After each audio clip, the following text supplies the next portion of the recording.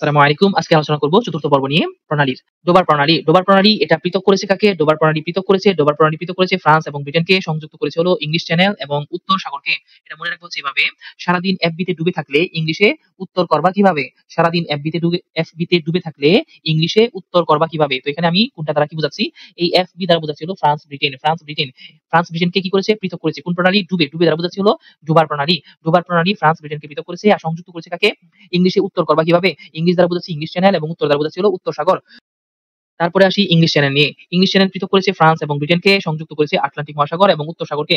মনে রাখবো কিভাবে? সারাদিন এফবিতে থাকায় ইংলিশে ৮ উত্তর করো। তো এটা মনে রাখবো হচ্ছে এভাবে, এই ইংলিশ দ্বারা বোঝাচ্ছি হলো ইংলিশ চ্যানেল, এফ তে ফ্রান্স আর বি তে ব্রিটেন।